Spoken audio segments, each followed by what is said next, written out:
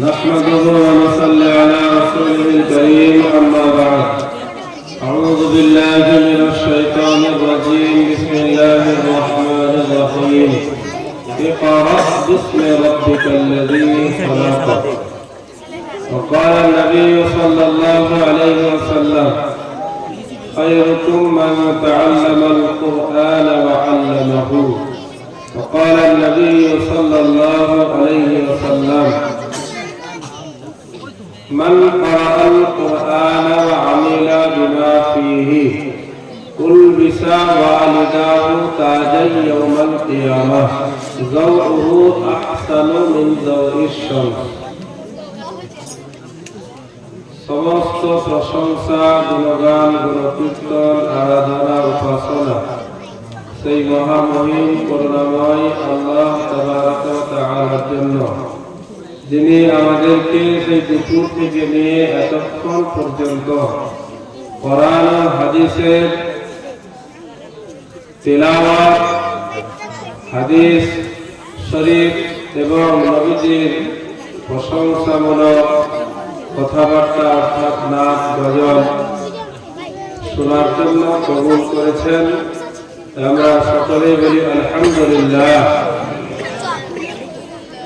তারপরে জানাই অগণিত দরুদ সালাম বর্ষিত হোক মহানবী বিশ্ব নবী নবীকুল শিরোমণি মা আমিনার লাল মুরুজ্জুলাল প্যারে আকা জনাবে মুহাম্মদুর রাসূলুল্লাহ সাল্লাল্লাহু আলাইহি ওয়াসাল্লামের প্রতি। আমরা সকলেই বলি আমিন। বক্তব্যের গুরুত্ব সম্পর্কে মৌলানা আব্দুল মতিন সাহেব কিছু কথা বললেন। আমিও আপনাদের সকলেরই পরিচিত, আপনাদেরই পাশের গ্রাম একাড়িয়া মসজিদের ইমাম। এটা কারোর কাছে না জানার বিষয় নয়, সকলেই জানেন এবং আমাকে ইতিপূর্বে অনেকবার শুনেছেন। যাই হোক, আমাদের ডাক্তার আরাফুল্লাহ ভাই সাহেব যেহেতু বলেছেন, তো তার সম্মানার্থে কয়েকটি কথা কোরআন হাদিসের আপনাদের সামনে আলোচনা করব, যেন আল্লাহ পাক আমাদের সকলকেই তার প্রতি আমল করার তৌফিক দান করেন। সকলেই বলি আমিন।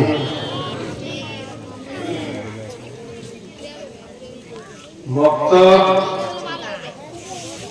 মাদ্রাসা, খানকা, তাবলীগী মার্কাজ, মাসাজিদ, এই যত আপনার দিনী প্রতিষ্ঠান আছে, ইবাদতগাহ আছে,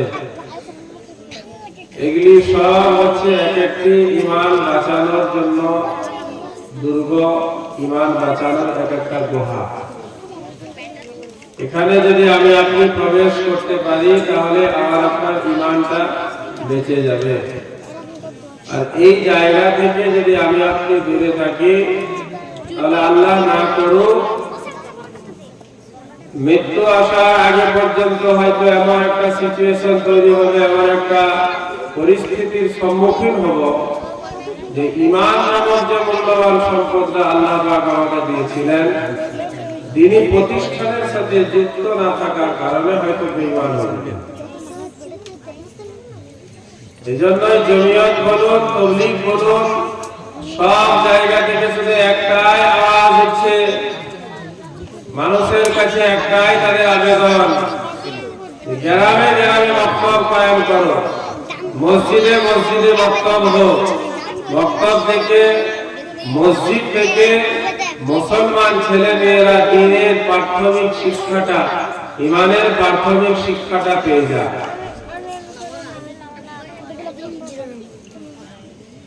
এই প্রাথমিক শিক্ষা যদি না থাকে তাহলে ওর যখন বয়স হয়ে যাবে 30, 35, 40, বিবাহ শাদী হয়ে যাবে, 2-5টা ছেলে পেলে হয়ে যাবে, সংসারী হয়ে যাবে, তার আর ফুরসত থাকবে না। আর সে ওই বয়সে গিয়ে আপনার চেষ্টা করলেও তার উচ্চারণ আর হবে না। ওর পুরো শরীরের ভিতরের পার্টস গুলোকে যদি ধোয়াও হয় তাও উচ্চারণ করতে পারে। এই যে আজকে আমাদের মক্তবের ছেলেরা মেয়েরা সূরাগুলো তেলাওয়াত করছিল, বড় বড় সূরা, সূরাতুল আদিয়াত, সূরাতুল কারিয়াত, সূরাতুল জিলজাল, সূরাতুল তাকাসুর। আমাদের তো মুসলমান সমাজে নিজেদের কথা, নিজেদের বদনাম মাইকে বলতেও লজ্জা লাগে যে আমাদের গ্রামের মধ্যে, আমার ঘরের মধ্যে এমন ছেলে আছে, এমন ভাই আছে, এমন বোন আছে যে কোরআন শরীফের সবথেকে ছোট্ট সূরা ইন্না আ'তাইনাকাল কাউসার, এই সূরাটাও কিন্তু তার জানা নাই। যার একটা ছোট্ট সূরা মুখস্থ নাই, শিক্ষা নাই, নামাজ পড়তে জানে না, মসজিদের কি আদব কায়দা জানে না, আলেম ওলামাদের কি আদব কায়দা, তাদের কি সম্মান জানে না, ইসলামের সামান্যতম নলেজ, সামান্যতম জ্ঞান যার কাছে নাই। আজকে এই ধরনের কিছু মানুষ মক্তবের বিরোধিতা করে, মাদ্রাসার বিরোধিতা করে, মক্তবের পরিচালকদের বিরোধিতা করে, শিক্ষকদের বিরোধিতা করে, করে তারাই। তার কারণটা হচ্ছে যার সাথে যার সম্পর্ক নাই সে তো অটোমেটিক্যালি তার আপনার শত্রু হবে, দুশমন হবে।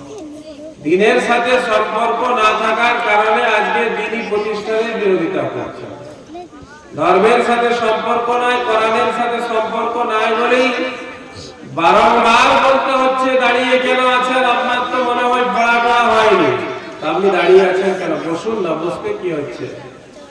যদি কোনো ওই শফিকের কার্টুন যদি লাগানো হতো বড় একটা পর্দায়, কসম করে বলি পেছনে কেউ থাকতে চাইতো না, সব চাইতো আমি সবার আগে গিয়ে বসবো।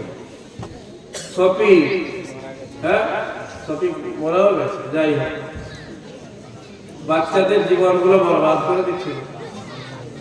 হ্যাঁ, বাচ্চাদের জীবনগুলো বরবাদ করছিল। বৌমারা সব শিখে যাচ্ছিল বিষ খেলে স্বামী জব্দ করে যায়, বুঝতে পারছেন? কিছু অকৃতজ্ঞ স্বামী শিখছিল বউকে এইরকম ভাবে মারতে হয়, কিছু বৌমা শিখছিল এইরকম ভাবে ঢং করতে হয়, কলা করতে হয়, এইসব শিখছিল। যাই হোক, আমার বলার উদ্দেশ্য একটা, এই ধরনের কোন নাটক যদি লাগানো হয়, ভিডিও হয়, আর কোন রাজনৈতিক দল নেতার কোন যদি আপনার বয়ান লাগানো হয়, বক্তব্য হয়, কেউ পিছনে থাকতে চাইবে না, সব চাইবে আমি আগে থাকি। আমি আগে থাকলে আমার গ্রামের নেতা আমাকে দেখতে পাবে, অমুক ব্যক্তি আমাদের দলীয় কোন অনুষ্ঠানে সবার আগের কাতারে দাঁড়িয়েছিল, এরপরে ইন্দ্রাবাস এলে ওকে একটা আগে দিতে হবে। মুসলমানের ছেলে, তোমার আমার মধ্যে দিনের শিক্ষা না থাকার কারণে, দিনের সাথে সম্পর্ক না থাকার কারণে, কোরআনের মহব্বত না থাকার কারণে, নবীর মহব্বত না থাকার কারণে আজকে আমাকে আপনাকে বারংবার বলতে হচ্ছে যে আপনি পিছনে দাঁড়িয়ে না থেকে একটু বসুন না, আগে এসে। এখানে তো আমার চিন্তা হয় না যে আমি প্রথম কাতারে দাঁড়িয়ে থাকি। কালকে যখন আমার এই ভিডিও ফুটেজটা কিয়ামতের দিনে চালিয়ে দেওয়া হবে, সেদিন আমি থাকবো সবার প্রথম কাতারে, আল্লাহ আমার উপর রাজি হয়ে যাবেন। ইযা যুলজিলাতিল আরদু জিলজালাহা ওয়া আখরাজাতিল আরদু আথকালাহা ওয়া ক্বালাল ইনসানু মা লাহা ইয়াওমাইযিন তুহাদ্দিসু আখবারাহা। আল্লাহ কি বলেছেন এই কোরআনের সূরাতে? কাল কিয়ামতের দিনে ভিডিও ক্যামেরা লাগানো হবে। দোকানে কোন একটা সামান সকালবেলায় চুরি হয়ে গেলে রাত্রেবেলায় দোকানের মালিক ভিডিও ফুটেজ গুলো বারবার দেখে চেক করে কে চুরি করেছে। আজকের এই যে সিসি ক্যামেরা আমরা দেখছি না, বাড়িতে লাগানো হচ্ছে, এই সিসি ক্যামেরা এসে কোরআনের এই সূরাটা বোঝা সহজ হয়ে গেছে। এটা আল্লাহর সৃষ্টি একটা মানুষ, এই সামান্যতম জ্ঞান, সামান্য জ্ঞান, আমি আপনি সারা পৃথিবীর শুরু থেকে নিয়ে শেষ পর্যন্ত যত মানুষ এসেছে আসবে, এই সকলকে যে জ্ঞানটা দেওয়া হয়েছে আল্লাহর জ্ঞানের তুলনায় এর কোনো আলোচনাই করা যায় না। সামান্য জ্ঞান, এই জ্ঞান দ্বারা যদি একটা মানুষ একটা ক্যামেরা আবিষ্কার করতে পারে, একটা সিসি ক্যামেরা আবিষ্কার করতে পারে, একটা মেমোরি কার্ড আবিষ্কার করতে পারে, আমরা যে বলেছি মেমোরি কার্ড আবিষ্কার করতে পারে, যে মেমোরি কার্ডের ধারণ ক্ষমতা হচ্ছে কারণ 120 জিবি, কেউ আবার 256 জিবি, কেউ 500 জিবি, 1000 জিবি, 2000 জিবি পর্যন্ত ধারণ করতেছে। 10 বছর আগে আমি কি করেছিলাম, আমার সেই ভিডিওটা ধারণ করে রেখেছে সামান্য একটা চিপ, একটা মেমোরি। মুসলমান ভাইরা তাহলে বলুন তো, সিনায় হাত রেখে খোদাই করে বলুন, আল্লাহ রাব্বুল আলামিন যে বলেছেন তোমার আমার প্রত্যেকের কাছে দুইজন ফেরেশতা আমি নিযুক্ত করেছি, যে দুজন ফেরেশতা একজন গুনাহ লেখক আর একজন নেকি লিখছে, এই দুইজন ফেরেশতা তারা তোমার সমস্ত আমলকে রেকর্ড করছে কি করে না? কথা বলে করছে করে নাই? তাহলে এই ধারণাটাও আমার কাছে নাই। তার একমাত্র কারণ হচ্ছে দিনের সাথে আমার সম্পর্ক। বিকাল বেলায় আসরের নামাজে শেষে মসজিদে এলান হলো, দিনের কথা হবে, সকলে বসে যাবে। বসলো কজন? 4 জন। সেই 4 জনের 3 জন একটা গাছ আকারে দল নিয়ে রাস্তায় বেরিয়ে এলো। তাদেরকে যখনই দেখলো যুবক ছেলেরা, কেউ দোকানের পেছন দিকে লুকিয়ে গেল, কেউ আবার মাথা চুলকাতে চুলকাতে সামনে দিকে এগিয়ে চলে গেল। দু একটা যদি বাই চান্স ধরা পড়লো, তারা আবার কি বলছে, আমি 7 দিন গোসল করিনি, কেউ বলছে আমার কাপড় চোপড় পরিষ্কার নাই, বলছে কি বলে না? মুসলমান ভাইরা আমার, আমি আপনি যদি চাই যে আমার ছেলেটা প্রত্যেক দিন নিজের শরীরকে পবিত্রতা অর্জনকারী হয়ে যাক, আমার ছেলেটার শরীর, আমার মেয়েটার শরীর প্রতিদিন প্রতিনিয়ত প্রত্যেকটা মুহূর্ত যেন পাক পবিত্র অবস্থায় থাকে, আমার ছেলেটার সম্পর্ক যেন মসজিদের সাথে হয়, আমার ছেলেটার সম্পর্ক যেন ওলামাদের সাথে হয়, আমার ছেলেটার সম্পর্ক যেন দিনের সাথে হয়, তাহলে একমাত্র উপায় হচ্ছে মক্তব আর মাদ্রাসা। দ্বিতীয় কোনো উপায় নেই, দ্বিতীয় কোনো রাস্তা নেই। একমাত্র রাস্তা হচ্ছে মাদ্রাসা, মক্তব। মাদ্রাসা সবাই যেতে পারবে না, কিন্তু মক্তবে সবাই যেতে পারবে।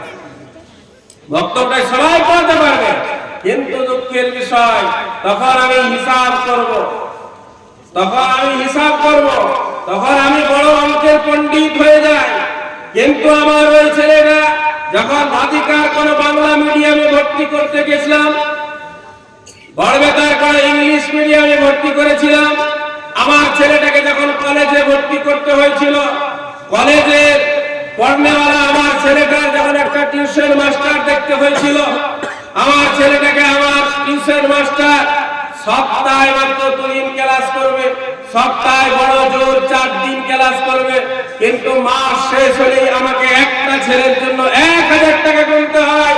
মুসলমানের ছেলে তখন হিসাব করে নাই, মসজিদের ইমাম জুমার দিনে বলে দিয়েছে, কাল থেকে আপনারা আপনাদের ছেলে মেয়েদেরকে বক্তব্যে পাঠাবেন, আমি পড়াবো, বিনিময়ে মাসের শেষে 20 টাকা করে দিবেন, বিনিময়ে মাসের শেষে 50 টাকা করে দিবেন।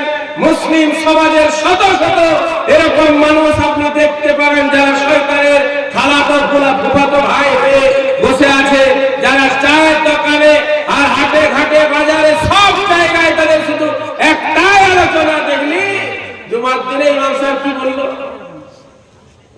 ওদের আর কোনো বিষয় নাই, কোনো টপিক নাই, একটা তারা টপিক পেয়ে গেল, একটা আচার পেয়ে গেল, একটা চাট পেয়ে গেল, যেখানেই যাচ্ছে সেখানে নিজেও চাটছে, লোককেও চাটাচ্ছে। তার দোকানের কোনো গল্প নাই, শুধু কি বলে, দেখলি আজকে ইমাম সাহেব কি বললো, আমি আগে থেকেই বলছিলাম নবী বলবি, কিন্তু এই তো 5 মাস 7 মাস হয়ে গেছে, এরপরে দেখ তার সব লোক বেরিয়ে আস্তে আস্তে করে। প্রথমে তো বড় বুজুর্গি দেখাচ্ছিল, তাবিজ নিয়ে পয়সা লিখছে না, ঝাড় ফুলে পয়সা লিখছে না, কোরআন পড়ে লিখছে না, দেখছিস। এরপর ওই কয়েকটা রাস্তা বন্ধ করে রাস্তা নতুন নতুন খুলছে।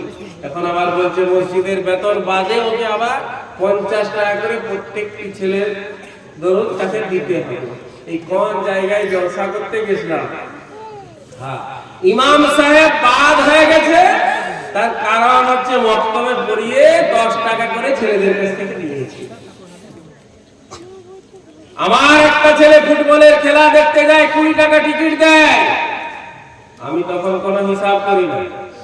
আমার একটা ছেলে কোনো স্কুলে পড়ায়, বাউরি পড়ায়, কোনো আপনার আদিবাসীদের গ্রামে জাদু খেলা হচ্ছে, বাঁদর নাচ হচ্ছে, সেখানে আমার ছেলেটা মেয়েটা যায় দেখতে, 20 টাকা টিকিট দেয়, আমার কোনো দুঃখ কষ্ট হয় না, বেদনা হয় না।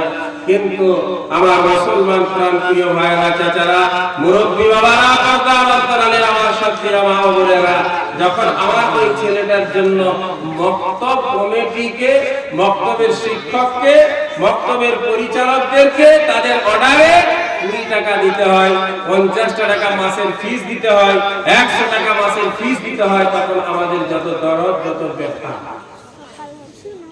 এটা ইসলামের বিরোধিতা ছাড়া আর কিছু নয়। ইসলামের সহযোগিতা যদি না করতে পারি, করবেন না।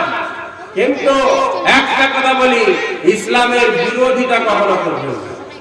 নিজের ছেলেকে আমি মক্তবে পড়াতে পারছি না, ঠিক আছে, আমার প্রয়োজন নাই, আমি পড়াবো না। কিন্তু কেউ যদি নিজের ছেলেকে মক্তবে পড়াচ্ছে, আপনি তার বিরোধিতা করবেন না। ওখানে যাবে না, এখানে যাবে, এখানে পড়া হয়, আরে সেও কোরআন পড়ায়, আমিও কোরআন পড়াই, সেও দিনের শিক্ষা দেয়, আমিও দিনের শিক্ষা দিই। মুসলমান ভাইরা আমার, আমরা আল্লাহ পাক আমাদেরকে যতদিন হায়াতে রাখবেন, এই কথাগুলি স্মরণ রাখবো ইনশাআল্লাহ। স্মরণ থাকবে তো? মনে থাকবে? বক্তব্যের সাথে থাকবো? রাজি আছেন সকলে? কোরআন হচ্ছে এমন একটা গ্রন্থ, আমি কয়েক ঘন্টা আগেই বললাম, কোরআনই হচ্ছে এমন একটা গ্রন্থ, যে গ্রন্থের মধ্যে আজ পর্যন্ত কেউ কোন রকমের কোন পরিবর্তন ঘটাতে পারে নাই, কিয়ামত পর্যন্ত পারবেও না। কোরআনই হচ্ছে এমন একটা কিতাব, আল্লাহ পাক আসমানি 4টা বড় বড় কিতাব অবতীর্ণ করেছেন, তাওরাত, জাবুর, ইনজিল। 3, তাওরাত, জাবুর, ইনজিল। 4th নাম্বার হচ্ছে আল কোরআন। তাওরাত, জাবুর, ইনজিল আর অক্ষত অবস্থায় নাই, তারা নিজেদের মন গড়া নিয়ম নীতিকে ওই কিতাবগুলির মধ্যে ঢুকিয়ে দিয়েছে। কিন্তু কোরআন আল্লাহ নাযিল করেছেন এবং ওয়াদাও করেছেন, প্রতিশ্রুতি দিয়েছেন, ইন্না নাহনু নাযালনা যিকরা ওয়া ইন্না লাহু লাহাফিজুন। নিশ্চয়ই কোরআন আমি অবতীর্ণ করেছি, আর এই কোরআনের সমস্ত সংরক্ষণের দায়িত্ব আমি আল্লাহ নিজে নিয়েছি। বলুন সুবহানাল্লাহ। অতএব কারণে আজ পর্যন্ত বিভিন্ন রকম ভাবে চক্রান্ত করা হয়েছে, বিভিন্ন রকমের কোশিশ করা হয়েছে, চেষ্টা করা হয়েছে, কিন্তু আজ পর্যন্ত কোরআনের একটা জের জবর আকার একারের পরিবর্তন ঘটাতে পারে না। সেই পবিত্র গ্রন্থ আল কোরআন আমার ছেলেটা, আমার মেয়েটা শিখলো মক্তবের 2 জন শিক্ষকের মাধ্যমে। একজন হচ্ছে পার্মানেন্ট শিক্ষক, আর একজন হচ্ছে মসজিদের ইমাম, সাথে তিনি হয়তো 2-1 ঘন্টা ক্লাস করে থাকেন। আর আলহামদুলিল্লাহ, সুম্মা আলহামদুলিল্লাহ, আমাদের এই জায়গায় 5টা গ্রাম, ধবনী, মুলুনিয়া একটা গ্রাম, আর এই উপসল 2 নাম্বার, একারিয়া 3, আওসাবনী 4, 5 নাম্বার হচ্ছে বেনাচাবড়া। আলহামদুলিল্লাহ, আপনার এই ধবনীতে চলে যান, সেখানে নুরানি মক্তব বলে একটা মক্তব চলছে। উপসল আগে একটা ছিল, এখন বর্তমানে 2টা মক্তব 2 জায়গায় চলছে।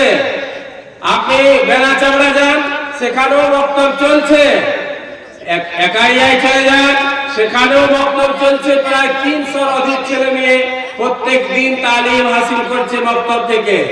এবং ঈশার নামাজের পরেও যুবক ছেলেদের, বড় বড় ছেলেদের, যারা সারাদিন কাজে কর্মে ব্যস্ত থাকে, তাদের জন্য ঈশার পর থেকে নিয়ে 1 ঘন্টা দিনী শিক্ষার ব্যবস্থা করা হয়েছে। আলহামদুলিল্লাহ, আমাদের এই 5 গ্রামের মধ্যে শুধু একটা গ্রামে এমন আছে, যে গ্রামটা হলো আওসাবাদী। এই আওসাবাদী গ্রামে কিন্তু এখনো পর্যন্ত সঠিকভাবে মক্তব পরিচালনা করা হয়নি। ইমাম সাহেব সব সময়তেই সচেষ্ট, ইমাম সাহেব সব সময়তেই দুঃখ প্রকাশ করে থাকেন, কিন্তু ইমামকে নিয়ে তো সবকিছু হয় না। তাই আমি ওনাকে বললাম, আগামী বৃহস্পতিবার আমিও একারিয়াতেই থাকবো ইনশাআল্লাহ। আপনি কাল জুমার দিনে মসজিদে এলান করুন যে আগামী বৃহস্পতিবার একারিয়া এবং পার্শ্ববর্তী প্রত্যেকটা গ্রামের ইমাম সাহেবরা আসবেন। সেখানে মাগরিব থেকে ঈশা পর্যন্ত কোরআন হাদিসের আলোচনা হবে। ঈশার পরে বসে একটা মাকতাবের কমিটি গঠন করা হবে। ইনশাআল্লাহ এক সপ্তাহ কি 2 সপ্তাহের মধ্যেই আওসামতি গ্রামে মাকতাব চালু হবে ইনশাআল্লাহ। আমরা ইনশাআল্লাহ সেখানে কোনো খানার ব্যবস্থা থাকবে না, চায়ের ব্যবস্থা থাকবে না। আগে থেকে বাবা সব চুকি নিয়ে ভালো, না হলে আবার যে হাত দিয়ে বসে থাকবেন পাতা কোথায়, খাওয়া দাওয়া থাকবে না, চাও হয়তো দিবে না। কিন্তু আমরা ইনশাআল্লাহ বৃহস্পতিবার মাগরিবের নামাজের আগে থেকে আওসামতি যাব। রাজি আছেন? কে কে রাজি আছেন হাত তুলেন তো মাকতাবের জন্য। আল্লাহ পাক আমাদের সকলকে কবুল করুন। আমরা সকলেই যাব ইনশাআল্লাহ। গ্রামের মানুষ বুঝবে। আজকে যদি না বুঝে তাহলে আপনি আজ থেকে 10 বছর নয় 5-7 বছর ব্যাকে চলে যান। গ্রামে একটা জলসা হলে কেরাত পড়বে কে খুঁজে পাওয়া যেত না, যেত। গ্রামে কোনো জলসা হচ্ছে, দুয়ার মজলিস হচ্ছে, একটা বাচ্চা একটা মেয়ে হোক ছেলে হোক কেরাত পড়বে খুঁজে পাওয়া যেত? দূর দূর পর্যন্ত দেখতে পাওয়া যেত না কে কেরাত পড়বে। মাদ্রাসার কোনো ছেলে যদি এসে কেরাত পড়ে দিত, বাপরে যা শিক্ষা অর্জন করেছে।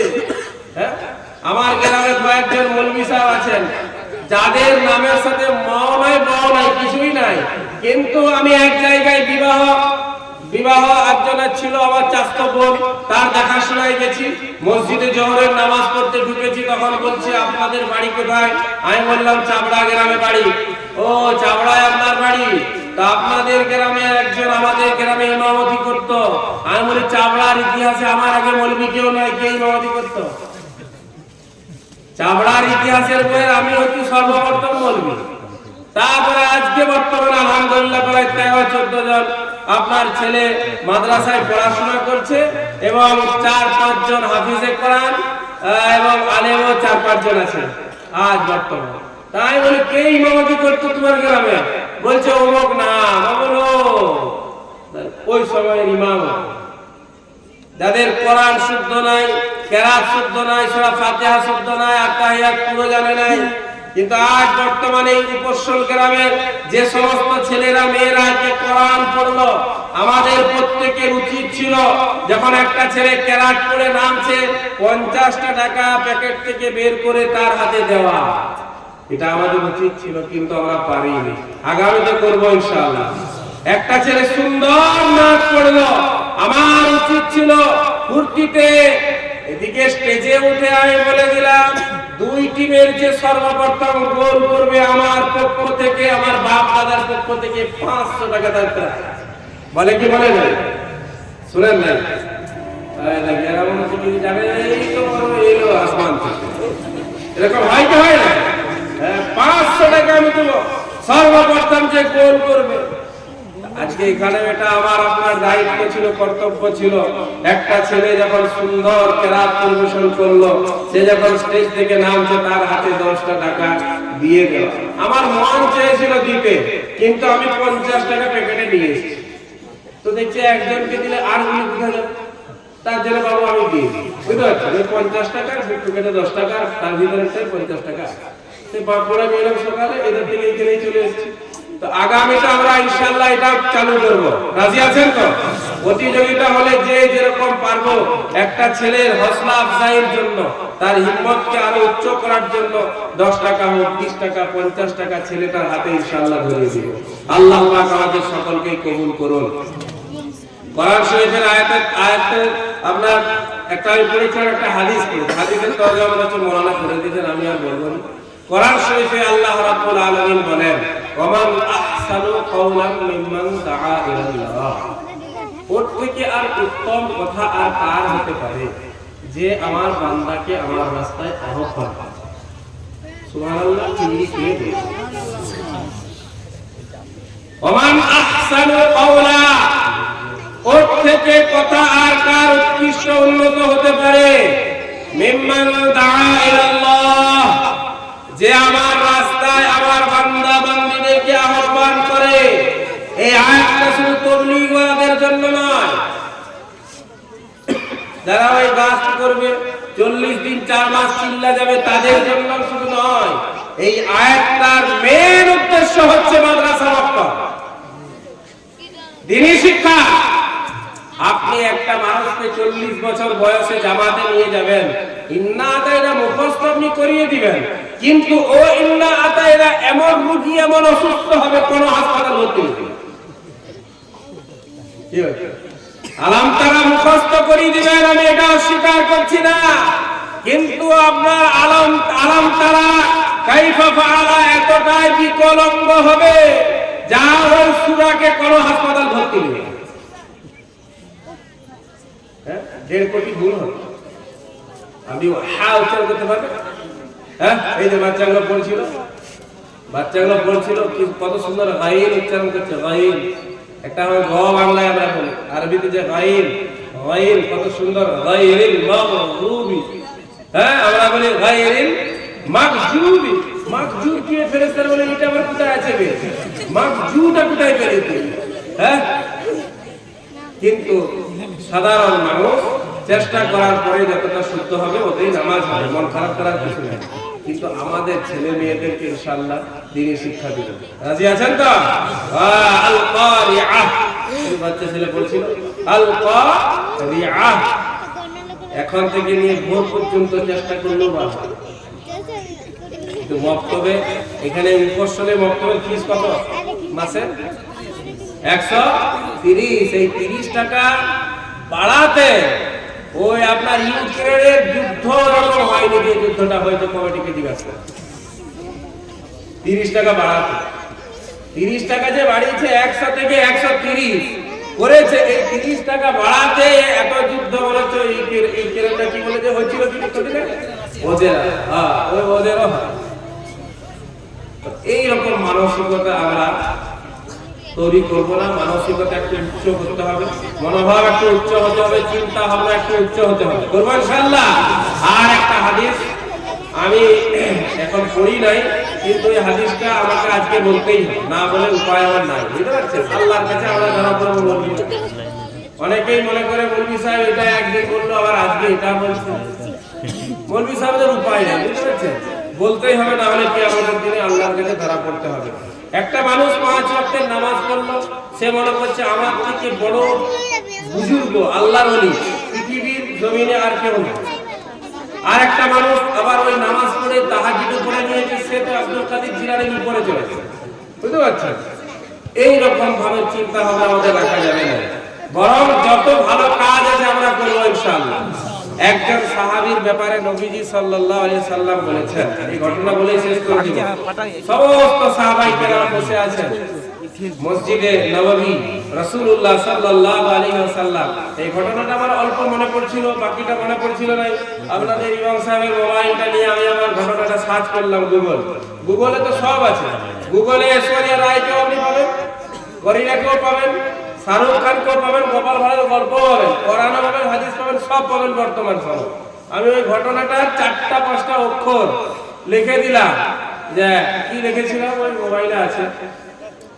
वो आदमी जिसके बारे में रसूलुल्लाह सल्लल्लाहु अलैहि वसल्लम ने फरमाया ये जन्नती है, এতটুকু আমি লিখলাম। ওই ধরনের যত ঘটনা ছিল সব চলে গেল।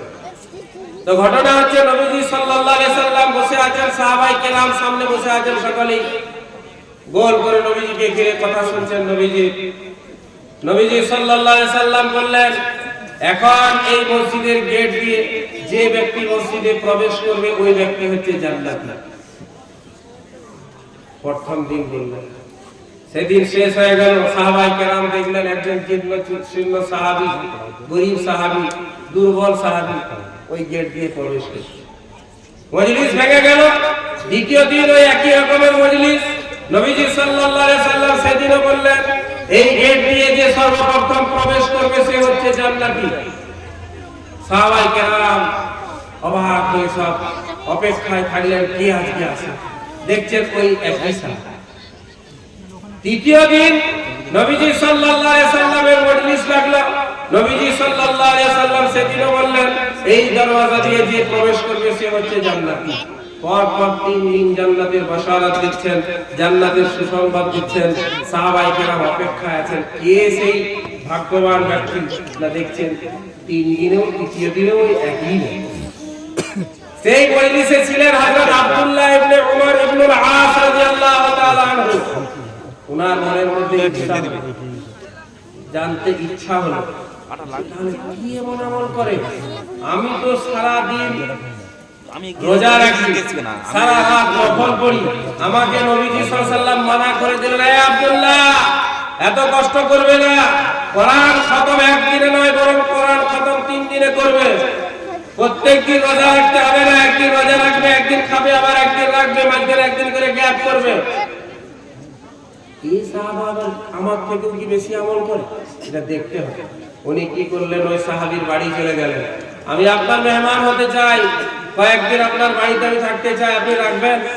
তো সেই সময় সাহাবাদের অবস্থা ছিল, কেউ যদি মেহমান আসে তাকে কখনোই ফিরাতেন না, অস্বীকার করতেন না। অসুবিধা নাই, থাকুন।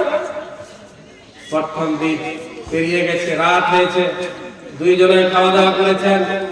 ওই যে আপনার দুর্বল সাহাবী, যার ব্যাপারে নবীজি বললেন জান্নাতি, আব্দুল্লাহ ইবনে উমর ইবনে আস রাদিয়াল্লাহু তাআলা আনহু, খাওয়া দাওয়া করে ঘুমানোর ভান করে পড়ে রইলেন, চোখ অল্প খুলে ওইদিকে তাকিয়ে রইলেন। দেখলেন ওই সাহাবী খাটের উপর শুয়ে গেল, শুয়ে এমন নাক ডাকতে শুরু করে যে বাপ যেমন চৌথা আসমানে পৌঁছে গেছে। আব্দুল্লাহ ইবনে উমর রাদিয়াল্লাহু তাআলা অপেক্ষায় আছেন, কখন উঠে কখন উঠে কখন উঠে কখন উঠে, এই অপেক্ষা করতে করতে করতে করতে ফজরের আযান বেলাল আসে দিচ্ছে, উঠে সেই ঈশার নামাজ পড়ে ঘুমিয়ে যে ফজর পড়ার জন্য উঠেছে। একদিন পেরিয়ে গেল, আব্দুল্লাহ ইবনে উমর মনে করলেন হয়তো আজকে শরীর অসুস্থ ছিল তাই উঠতে পারে নাই, কালকে মনে হয় উঠবে, এই আশায় আছে। দ্বিতীয় দিনের রাত হলো, খাওয়া দাওয়া করলেন, খাওয়া দাওয়া করার পর আব্দুল্লাহ ইবনে উমর রাদিয়াল্লাহু তাআলা শুয়ে আছেন, উনিও গিয়ে শুয়ে গেলেন নিজের জায়গায়, এই চোখ অল্প খুলে তাকিয়ে আছে, কখন উঠে কখন উঠে কখন। ওই প্রথম দিনের মতো ঘুম দিতে একবারে 10 ঘন্টা মেশিন যেন চালু হয়ে গেল, হ্যাঁ, আর উপায় নাই, একবারে ফজরের আযান পর্যন্ত আর উঠে গেল। অবাক হয়ে যাচ্ছেন, প্রত্যেক দিনের অবস্থা দেখে অবাক হচ্ছেন, মনে করছেন হয়তো আজকেও শরীর। আর আমাদের হলে মনে হচ্ছে ইমাম সাহেব সারা রাত মোবাইল দেখেছে, ভোরবেলায় ঘুম ভাঙবে। আমাদের দেখেন না মুসল্লিদের অবস্থা, হ্যাঁ, 100 জন মুসল্লি, তার 100 জনের মুসল্লির মধ্যে 50 জন মুসল্লি আপনি এমন পাবেন যাদের সপ্তাহে 4 দিন ছুটি থাকে পরিবারে, বুঝতে পারছেন?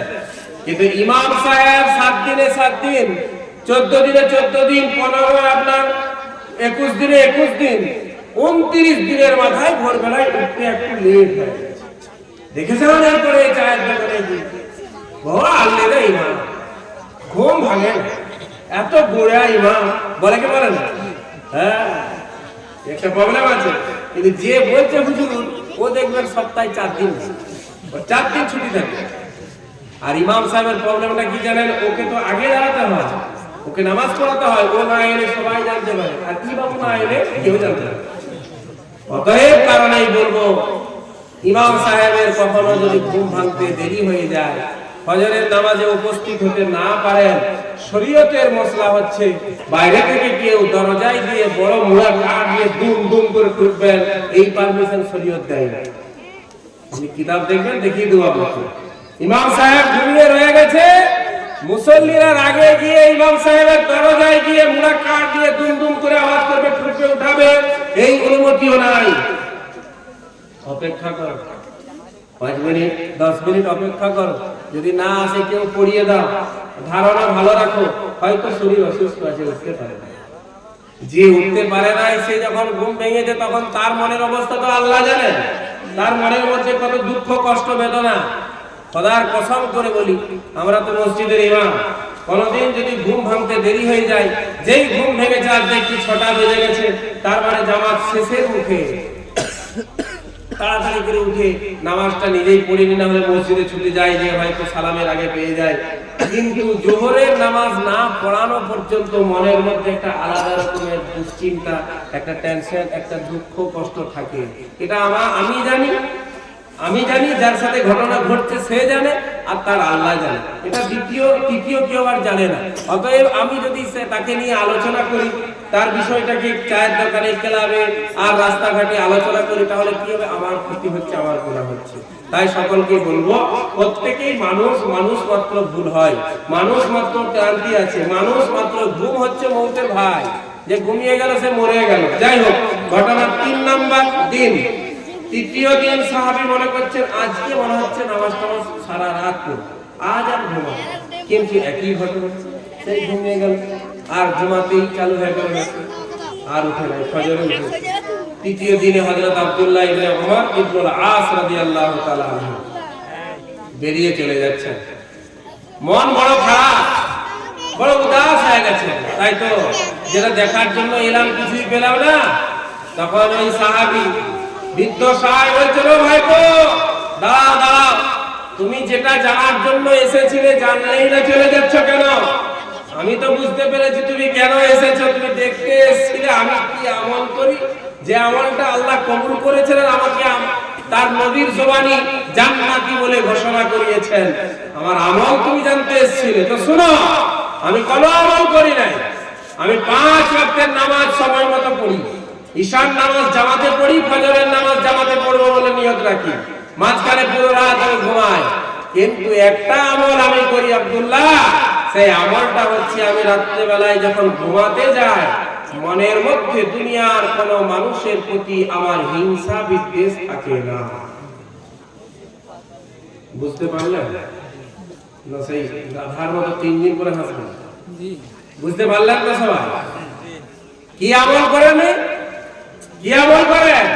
আমি যখন রাত্রে বেলায় ঘুমাই আমার মনের মধ্যে কারোর প্রতি কোনো ঈর্ষা হিংসা বিদ্বেষ থাকে না, আমার মনটা সকলের জন্য পরিষ্কার থাকে, বলুন সুবহানাল্লাহ। আমলটা বড় কষ্টকর না, কি বলছেন? আমলটা বড় কষ্টকর না, খুবই সহজ? খুব সহজ নয়, খুবই সহজ, এর থেকে সহজ আমল নাই। রাত্রে বেলায় যখন ঘুমাচ্ছি সবকে ক্ষমা করে দিলাম, আমার কারোর প্রতি হিংসা না। কিন্তু আমাদের ওই যে বাচ্চারা যখন একটা হাদিস পড়ছিল, ওই হাদিসের ওই কাগজটা আল মুসলিমু আকুল মুসলিম, এটা 1400-1500 বছর আগে নবীজি বলে গেছেন, মুসলমান মুসলমানের ভাই। যখন ও হাদিসটা পড়লো তখন আমার মাথায় সঙ্গে সঙ্গে ঢুকে গেল, আজকে বর্তমান সময়ের পরিস্থিতি হচ্ছে আল মুসলিমু আদুকুল মুসলিম, মুসলমান মুসলমানের শত্রু, মুসলমান মুসলমানের শত্রু। হিংসা বিদ্বেষ নিয়ে বেঁচে থেকে লাভ নাই, হিংসা বিদ্বেষ থেকে নিজেকে মুক্ত রাখুন, মনের মধ্যে কারোর প্রতি হিংসা থাকবে না, কারোর প্রতি ঈর্ষা থাকবে না। হ্যাঁ, কেউ ভুল করেছে, ভুল তো সবাই করে, কে ভুল করে না? আমাদের আদি পিতা আদম আলাইহিস সালাম ভুল করেন না? আদম আলাইহিস সালাম ভুল করেন নাই? ভুল সবাই করে, অতএব ভুলকে ক্ষমা করব ইনশাআল্লাহ, একে অপরের ভুলকে ক্ষমা করব, সব একসাথে একত্রিত এক জায়গায় বসে আমরা আলোচনা করব, নিজেদের দুঃখ কষ্ট সব একে অপরকে বলবো, সবকে সব জায়গায় ডাকবো ইনশাআল্লাহ। রাজি আছেন? আমল করবেন না? শুনলে বলছে মৌলভী সাহেবদের কোনো কাজ নাই, ওদের আর কি কাজ? আমাদের বাস্তবেই কোনো কাজ, আমাদের খারাপ লাগে, তাই বলছি আপনাকে। আমাকে কোনো একটা মুসলমান ভাই যদি বলে এটা এইরকম হয়েছে, তখন মনের মধ্যে কষ্ট পায়, তাই বললাম। হতে পারে আমার বেটি জামাইয়ের লড়াই হয় না, কি বলছেন? হয় কি হয় না? বেটি জামাইয়ের লড়াই হয় না, স্বামী স্ত্রীর লড়াই হয় না, ভাই ভাই লড়াই হয় না, বাপের সাথে ছেলের লড়াই হয় না, মায়ের সাথে বেটির লড়াই হয় না? হয় না? কার? কে আছে পৃথিবীতে এমন মানুষ যে বলবে আমার লড়াই হয় না কারোর সাথে? সবার সাথে এই লড়াই মোটামুটি হয়ে যায়, কথা কাটাকাটি হয়, উচনিচ হয়, কিন্তু তাও তো সব মেল করে থাকি না বলেন? তাহলে দিনের মজলিস হলেই, ধর্মীয় কোনো অনুষ্ঠান হলেই সব আমাদের মনে পড়ে যায়। আল্লাহ পাক আমাদের সকলের হেফাজত করুন, এক হয়ে নেক হয়ে থাকার তৌফিক দান করুন। আপনি মনে করবেন একাড়িয়া মসজিদের ইমাম সাহেব কথাটা বললো, এটা আমি বলি না, 1500 বছর আগে আমার নবী বলে গেছেন, কোরআনে আল্লাহ বারংবার বলেছেন। আমি যে কথাটা বললাম এই কথা ওখান থেকেই নিয়ে আপনাকেই বলছি। আমরা হচ্ছে ভায়া হয়ে কোরআন থেকে নিয়ে হাদিস থেকে নিয়ে আপনার কাছে শুনিয়ে দিচ্ছি, আপনার কান পর্যন্ত পৌঁছিয়ে দিচ্ছি। নবীজি সাল্লাল্লাহু আলাইহি সাল্লামকে সাহাবাগণ প্রশ্ন করলেন, কিলালি রাসূলুল্লাহ সাল্লাল্লাহু আলাইহি সাল্লাম, রাসূলুল্লাহ সাল্লাল্লাহু আলাইহি সাল্লামকে জিজ্ঞাসা করা হলো, আইয়ুন নাসি আফজাল, ওগো নবী মানুষের মধ্যে সবথেকে উত্তম কে? আমরা সব উত্তম হতে চাই না অধম হতে চাই? সব উত্তম হতে চাই, ছোট বড় সবাই চাই আমি হব উৎকৃষ্ট উন্নত উত্তম। তো উত্তম হতে গেলে একটা আমল আমাকে করতে হবে, দুটো আমল। নবীজি সাল্লাল্লাহু আলাইহি সাল্লাম বললেন, আইয়ুন নাসি আফজাল? ক্বালা কুল্লু মাহমুমিল কলব ওয়া সাদুকুল লিসান, প্রত্যেকটি মাহমুমুল কলব এবং সাদুকুল লিসান, জবানের সত্যবাদী, সাহাবাই কেরাম প্রশ্ন করলেন, ক্বালু ইয়া রাসূলুল্লাহ সাদুকুল লিসানে না'রিফুহু, সত্যবাদী এটা আমরা বুঝতে পারলাম, কিন্তু মাহমুমুল কলব কাকে বলা হয়? নবীজি বললেন, কুল্লু নাকিয়্যিন তাকিয়্যিন, কুল্লু নাকিয়্যিন তাকিয়্যিন, যে ব্যক্তি খোদাভীরু আর যার হৃদয়টা পরিষ্কার। যে খোদাভীরু, হৃদয় পরিষ্কার, লা ইসমা ওয়ালা বাগয়া ওয়ালা গিল্লা ওয়ালা হাসাদ, যে গুনাহ করে না, কারোর সাথে হিংসা করে না, কারোর প্রতি ঈর্ষা করে না, ওই ব্যক্তি হচ্ছে সবথেকে উত্তম। আমরা আমল করব ইনশাআল্লাহ। সকলেই সবাইকে আমরা ভালোবাসবো, মেল মহব্বতের সাথে জীবন যাপন করব। হিন্দু হোক, মুসলিম হোক, জৈন হোক, বৌদ্ধ হোক, খ্রিস্টান হোক, যে ধর্মের মানুষ হোক না কেন, আমরা সকলেই মুসলমান হওয়ার কারণে সকলকেই ভালোবাসবো। আল্লাহ পাক আমাদের সকলকেই তৌফিক দান করুন এই মক্তবের সাথে থাকার, মক্তবের সাহায্য সহযোগিতা করার, মক্তবের যারা পরিচালক, যারা মক্তবের শিক্ষক, যারা মক্তবের ছাত্র ছাত্রী, তাদের সকলকে সুদৃষ্টিতে দেখার আল্লাহ আমাদের সকলকেই তৌফিক দান করুন, আমিন। আমি এই বলে নিজের সংক্ষিপ্ত বক্তব্য শেষ করলাম। ওয়া আলাইনা ইল্লাল বালাগ। ওটা বলে দিচ্ছি, টেনশন নেই। প্রতিযোগিতা আজকে হয়েছে, কলম তো আমার হাতে ধরিয়ে দিয়েছিল, কাগজ একটা দিয়েছিল, 13টা নামও দিয়েছিল। 13 জন তো সুপারস্টার, বুঝতে পারছেন? কে ফেল কে পাস কিন্তু খুঁজে পাওয়া যাচ্ছে। একটা ছেলে গজল পড়লো, একটা মেয়ে, লম্বা করে মেয়ে বাংলা গজল পড়লো, একবারে অবিকল কপি করে দিয়েছে ইউটিউবে, সুন্দর হয়ে পড়লো। আমার মনটা বললো, এই আমার কাছে যত লিস্ট আছে তাদের মধ্যে টপ, আমি নাম্বার তাকে দিয়ে দিলাম টপ, বুঝতে পারছেন? কিন্তু যখন দুইজনার নাম্বার যোগ বিয়োগ হচ্ছে, বিয়োগ তো হচ্ছে না, যোগ হচ্ছে, তো যোগ হচ্ছে, তখন দেখা যাচ্ছে আমার মন যাকে চাইছিল এই ফার্স্ট হওয়া দরকার আছে, সে কিন্তু হয়নি, অন্য কেউ হয়েছে। এই ফার্স্ট, সেকেন্ড, থার্ড হওয়া এটা আল্লাহর পক্ষ থেকে অনেক আগেই ঠিক হয়ে গেছে, বুঝতে পারছেন?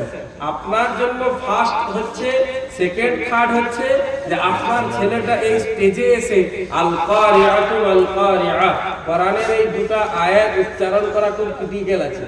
এই দুটো আয়াত আপনার ছেলেটা একেবারে শুদ্ধ উচ্চারণ করে পুরো সূরাটা আপনার হাফেজে কোরআনের মতো মুখস্থ শুনিয়ে দিয়েছে। এর থেকে বড় প্রাইজ গার্জিয়ানের জন্য আর কিছুই হবে না। আল্লাহ প্রাইজ দিবে ইনশাআল্লাহ। কি বলছেন? আল্লাহ অবশ্যই প্রাইজ দিবে। প্রাইজ কে পাবে কে না পাবে ও আল্লাহ ঠিক করে দিয়েছেন। আল্লাহর পক্ষ থেকে কলম চলে, আমার আপনার কোনো শক্তি নাই, বুঝতে পারছেন? ছেলেগুলো খুব সুন্দর পড়েছে, কোরআন শরীফ যারা তেলাওয়াত করেছে খুবই সুন্দর, 15টা হাদিস মুখস্থ করেছে খুব সুন্দর, একবারে নির্ভুল হাদিসগুলো শুনিয়েছে এবং হাদিসগুলির তরজমা সহ শুনিয়েছে। 15টি হাদিস তার তরজমা। আমি বলবো মক্তব কমিটিকে এবং মক্তবের শিক্ষকদেরকে, এই 15টাতেই যেন সেই হাদিস মাজিদের মতো না থেকে যায়, বুঝতে পারছেন? 3-4 সকালবেলায় মোটা হয়ে যাচ্ছে, ওই রকম যেন না হয়। 15টা এবারে মুখস্থ হলো, আগামী বছরের প্রতিযোগিতা যখন হবে তখন এই 15ওয়ালারা 30টা হাদিস মুখস্থ করবে ইনশাআল্লাহ। 15টা যারা এবার সব শোনালো, তারা আগামী বছর কয়টি হাদিস শোনাবে? 30টি হাদিস শোনাবে। আগামী বছরের প্রতিযোগিতা কেরাত প্রতিযোগিতা থাকবে না, আগামী বছরের প্রতিযোগিতা হবে কোরআন দেখে পড়া। কি বলছে? কোরআন দেখে পড়তে হবে। এখানে সব আলেম ওলামা থাকবে, কোরআন দেখে পড়ার একটা প্রতিযোগিতা অবশ্যই হতে হবে। মক্তবের যত ছেলে মেয়ে কোরআন পড়ছে সবাই শরীক থাকবে ওখানে, কে ভালো কে মন্দ না। কেরাত যে মুখস্থ পড়বে একটা সূরা, সেটাতে আপনি ভাগ করতে পারেন, কম নিতে পারেন, কিন্তু একটা ফারা অবশ্যই রাখতে হবে। মক্তবের মেন উদ্দেশ্য মোকালামা করা নয়, মক্তবের মেন উদ্দেশ্য গজল পড়া নয়, মক্তবের মেন উদ্দেশ্য হচ্ছে কোরআন দেখে পড়া। আমাদের চাবড়া গ্রামের মক্তব, ওটা মক্তব না, এখন মাদ্রাসা হয়ে গেছে, এই রমজানের পর থেকে ছেলে ভর্তি হবে। তো ওই মাদ্রাসায় আপনি প্রতিযোগিতা হলে মনে জিয়াউদ্দিন সাহেব ওখানে পার্মানেন্ট জাজমেন্ট, বুঝতে পারছেন? তো উনি যান, কোরআন দেখে পড়ার প্রতিযোগিতা, কোরআন দেখে পড়া, বাচ্চাদেরকে সেই মতো প্রাইজ দেওয়া হয়। তা আমি এই মক্তব কমিটির কাছে এবং গ্রামের যারা উপস্থিত আছেন, যারা উপস্থিত নাই, বাড়িতে আছেন, শুনতে পাচ্ছেন, আমি একটা আবেদন আপনাদের কাছে করব যে কোরআন দেখে পড়ার একটা প্রতিযোগিতা আগামী বছর অবশ্যই করবেন এবং সেই প্রতিযোগিতার প্রাইজটা কিন্তু এই ছোট পলিথিনে মুড়া যাবে না, বুঝতে পারছেন?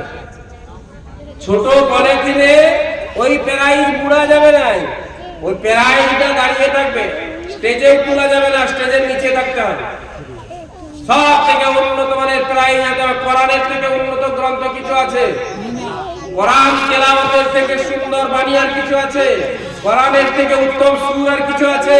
অতএব কারণে আমি বলছি কোরআন দেখে পড়ার প্রতিযোগিতা হবে এবং ওই প্রতিযোগিতার প্রাইজটাও সবথেকে আলাদা, সবথেকে টপ হবে ইনশাআল্লাহ। এখন থেকে নিয়ত করুন, আল্লাহ অবশ্যই পূরণ করবেন। কিন্তু আমাদের দুর্ভিক্ষ, দারিদ্রতা, গরিবী মানে একেবারে চরম পর্যায়ের গরিব আমরা, বুঝতে পারছেন? ইমাম সাহেব সারা মাস ধরে তারাবি পড়ালো, 30 পারা কোরআন শুনিয়ে দিল। ইমাম সাহেব সারা মাস ধরে আপনার 10টা সূরা কমপক্ষে আপনাকে শোনালো, কিন্তু যেই 87 হয়ে গেছে, আজ আপনারা সকলেই তারাবি পড়তে আসবেন। আজ আমাদের ইমাম সাহেবের কোরআন খতম হবে। আমাদের ইমাম সাহেবের সাথে হাত মুসাফা করা মানে সাক্ষাৎ কোরআনের সাথে হাত মুসাফা করা।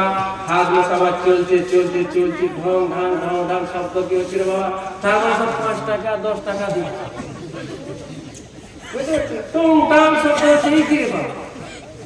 মমতা ব্যানার্জিকে আপনি যদি উপহার দেন 1 টাকা দিতে পারেন তো মমতার দাম বেশি না আপনার ইমামের দাম বেশি? বলুন, প্রধানমন্ত্রীর দাম বেশি না মসজিদের একটা ইমাম হাফেজে কোরআনের দাম বেশি? হাফেজে কোরআনকে কাল কিয়ামতের দিনে আল্লাহ বলবেন, ইকরা ওয়াত্তাকি ওয়ারাত্তিল কামা কুনতা তুরাত্তিলু ফিদ দুনিয়া। ও আমার হাফেজ বান্দা, তুমি দুনিয়ায় যেভাবে পড়তে আজকে পড়ো আর জান্নাতের সিঁড়িতে চড়ো। বলুন সুবহানাল্লাহ। কোরআনের 6666টা আয়াত, একজন হাফেজে কোরআন জান্নাতের 6666 তালা উপরে থাকবে। তার সাথে আপনি মুসাফা করছেন। 30 দিন তারাবি পড়ানোর পরে মুসাফা হচ্ছে, হাত বেরানোর পর হাত ভারী হয়ে গেছে, এখন আবার 20 টাকার কয়েন বেরিয়ে গেছে। ঢং করে শব্দ বলতে মসজিদে পাথর লাগানো আছে, এইরকম করবেন না। ইমামের সাথে মুসাফা করছেন, 100 টাকা তার হাতে দিয়ে দিবেন। আমাদের মসজিদের ইমামদের বেতন সর্বোচ্চ কত? 9000। উপসরের লোক বলবে এখন আমাদের 9000। মমতা টাকা পায়, বলছে ওটা নিয়ে হুজুর, ঠিক আছে আলহামদুলিল্লাহ। 9000 টাকা বেতন, সকাল থেকে সন্ধ্যা পর্যন্ত আর কিছুই নাই আছে? সকাল থেকে সন্ধ্যার কিছু আছে? তাহলে বড়রা বলছেন রমজানের মাসে মুফতি, আমি একটু বড় বেশি হয়ে যাচ্ছে বাচ্চারা, একটু ঝগড়া করে না, রাগ করে না, আল্লাহ বলছে। মুফতি জারওয়ার আলী খান পাকিস্তানে বাড়ি, মারা গেছেন, আল্লাহ জান্নাতুল ফিরদৌস দান করুন, সকলে বলে আমিন। ওই বিখ্যাত মুফতি ছিলেন, বিখ্যাত মুফতি। উনি বলেছেন ফতোয়া, সমস্ত ফতোয়ার কিতাব একটা ঘরে বন্ধ করে দাও। উনি বলেছেন, আমি মুফতি জারওয়ার আলী খান ফতোয়া দিচ্ছি, বর্তমান সময়ে যেখানে বদদিনী আম হয়ে গেছে, চতুর্দিকে বদদিনী, মানুষ এখন আয়েশপরস্ত হয়ে গেছে, আরাম পরস্ত, সবাই আরাম করতে চায়। কিন্তু এই বর্তমান 2023 সাল 2021 সাল, একজন হাফিজে কোরআন সকাল থেকে নিয়ে তুমি সেহরি খেয়ে ঘুমিয়ে গেছো, কিন্তু হাফিজ সাহেব ঘুমায়নি। তুমি সেহরি খেয়ে ঘুমিয়েছো, হাফিজ সাহেব কোরআন নিয়ে বসে গেছে। তুমি ফজরের নামাজ পড়ে ঘুমিয়েছো, হাফেজ কিন্তু কোরআন পড়ছে। তুমি জোহরের নামাজ পড়ে ঘুমিয়েছো, হাফেজ কোরআন পড়ছে। তুমি আসরের পরে ইফতারি ব্যবস্থা করছো, হাফেজ কিন্তু ওই রাস্তায় রাস্তায় ঘুরে ঘুরে কোরআন পড়ছে, তার ঠোঁট লড়ছে। তুমি দুনিয়ার হাজারো গল্প করো, হাফেজে কোরআন পড়ছে। মাগরিবের পরে ইফতারি করে একটা ক্লান্তির সময় মানুষের শরীর ভারী হয়ে যায়, তুমি মুক্তাদি হয়ে ঘরে যেয়ে ঘুমিয়ে গেলে, চায়ের দোকানে চা পান করছো, পান খাচ্ছো। একজন হাফিজে কোরআন তারাবির টেনশনে, তারাবির চিন্তায় রমজান মাসে মাগরিবের পরে দোকান যাওয়া পর্যন্ত ভুলে যায়, পান খাওয়া পর্যন্ত ভুলে যায়, চা পান করা ভুলে যায়। সে কোরআন নিয়ে বসে যায়, কিন্তু কোরআনের দিকে তাকিয়ে বসে আছে, জানে না 2 রাকাত তারাবি পড়াতে হবে। টানা যদি আমি পড়ে দিই তাহলে 10-20 পারা পড়া, আপনার 15-20 পারা আমি এখনই পড়ে দেবো। আমাকে যদি আপনারা বলেন আমার এখানে 10 পারা শোনান, আমি এই মাইকে বসে বসে এখন 10-20 একবারে 29-30 পর্যন্ত আমি যদি শুনতে চান, আমি ইনশাআল্লাহ আল্লাহর জাতের প্রতি ভরসা আছে, আমি এখানে বসে বসে শুনিয়ে দিতে পারি, কোনো টেনশন। কিন্তু যখন তারাবিতে পড়লাম আল্লাহু আকবার, সাজদা, সুবহান রাব্বিয়াল আজিম, মন মেজাজ সব পাল্টে গেল, একদিকের গাড়ি আরেক দিকে চলে গেল, আবার সাজদায় চলে গেলেন, সুবহান রাব্বিয়াল আলা, একবার নয় দুবার সিজদা, ছবার সুবহান রাব্বিয়াল আলা বলে আবার দাঁড়িয়ে আবার ওই পারা ধরা, ওই সূরা ধরা, ওই রেখাতে আপনার সঠিক জায়গায় হতে হবে। এটা কোনো ফুটবল খেলা নয় যে দুটো একটা আউটের দিকে পিটিয়ে দিল। কি বলছে? তাই আর করতে হবে, দুটো আউট করে দিলাম, দুটো ফাউল করে দিলাম, তা তো হবে নাই। নামাজ হবে নাই, মানুষের নামাজ হবে না, কিয়ামতের দিনে ধরা পড়তে হবে। তাই সব থেকে বড় আমানতদারি তো নামাজের মধ্যে আছে, সব থেকে বড় আমানতদারি তারাবির মধ্যে আছে। তাই সকলের কাছে আমার একটা আবেদন, আপনার মসজিদের ইমাম হয়তো খতম তারাবি পড়াতে পারে নাই, সূরা তারাবি পড়াচ্ছে, কিন্তু ইমামের সম্মান একজন প্রধানমন্ত্রী, একজন রাষ্ট্রপতি, পৃথিবী ইমামের থেকে বড় মর্তবার কারণ নাই। এক কথা, ইমামের থেকে, ইমামতির থেকে বড় মর্তবা পৃথিবীতে আর কিছু নাই। কারণ সর্বপ্রথম ইমাম তো আমার নবী ছিলেন, সুবহানাল্লাহ, আমার নবী ছিলেন ইমাম। অতএব ইমামদেরকে সম্মান করব ইনশাআল্লাহ।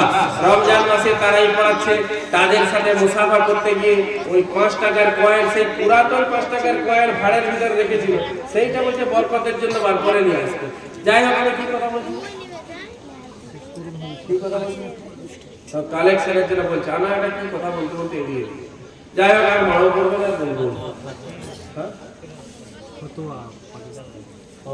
ফাতোয়া দিয়েছেন ও মুফতি সরওয়ার আলী খান যে বর্তমান সময়ে এই এত কষ্ট করে একজন হাফেজ সাহেব তারাই পড়াচ্ছে, তাই কেউ যদি মনে করে আমি হক আদায় করব, তাহলে 1,20,000 টাকা দিতে হবে।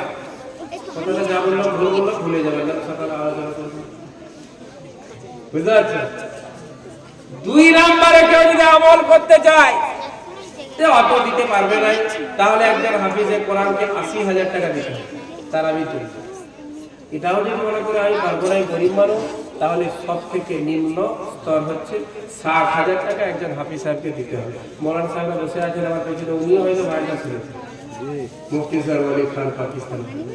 তাই দিনদারি বাংলার পরেশগার মুত্তাকি ভাইরা, কোরআনের থেকে মূল্যবান গ্রন্থ কিছু নাই, কোরআনের থেকে সুমধুর ভাষা আর কিছু নাই। সেই কোরআনের প্রতি আমরা সকলেই মহব্বত রাখবো ইনশাআল্লাহ, ভালোবাসা রাখবো।